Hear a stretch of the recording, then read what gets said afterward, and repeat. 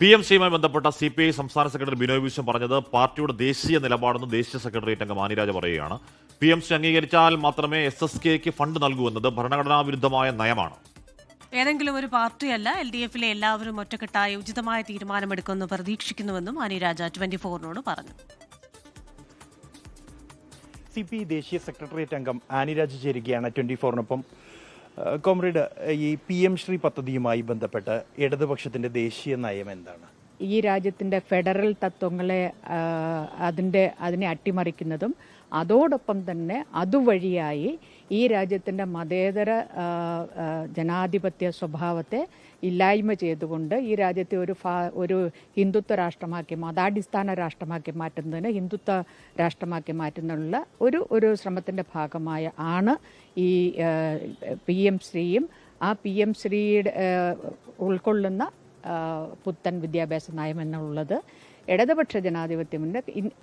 ഞാൻ എൻ്റെ പാർട്ടിയെക്കുറിച്ച് പറയുന്നു. ഇന്ത്യൻ കമ്മ്യൂണിസ്റ്റ് പാർട്ടി CPIയുടെ നിലപാടാണ്.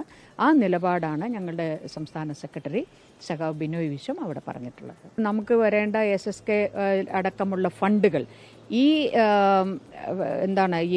PM ശ്രീ അംഗീകരിച്ചെങ്കിൽ മാത്രമേ ആ SSKയുടെ ഫണ്ട് തരികയുള്ളൂ എന്ന് പറയുന്നത് അങ്ങേ അറ്റം ഭരണഘടനാ വിരുദ്ധമായിട്ടുള്ള ഒരു കാര്യമാണ്. CPI എമ്മിന്റെ സംസ്ഥാന സെക്രട്ടറി ചോദിക്കുന്ന ഏത് CPI എന്നാണ്, അതിനോട് എങ്ങനെയാണ്? അല്ല, അത് അദ്ദേഹത്തോട് തന്നെ ചോദിക്കേണ്ട കാര്യമാണ്. CPI അതിൻ്റെ നിലപാട്, അതിൻ്റെ ദേശീയ തലത്തിൽ ഈ പാർട്ടി എടുത്തിട്ടുള്ള നിലപാട് സംസ്ഥാന സെക്രട്ടറി സഖാവ് ബിനോയ് വിശ്വം പറഞ്ഞിട്ടുണ്ട്. തീർച്ചയായിട്ടും അവിടെ ഒരു ഇടതുപക്ഷ ജനാധിപത്യ മുന്നണി സംവിധാനമുണ്ട്.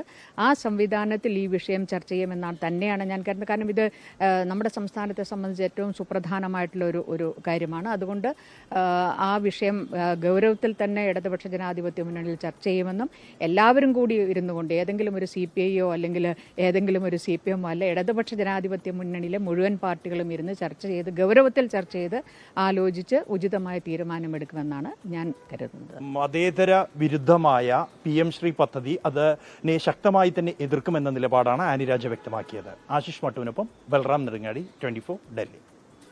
ലോകത്തെവിടെയായാലും ഏത് സമയത്തും 24 വാർത്തകളും ഓഗ്മെന്റഡ് റിയാലിറ്റി പാക്കേജുകളും എക്സ്പ്ലെയിനറുകളും വിശദമായി കാണാൻ ഞങ്ങളുടെ YouTube ചാനൽ നിങ്ങൾക്ക് സബ്സ്ക്രൈബ് ചെയ്യാം.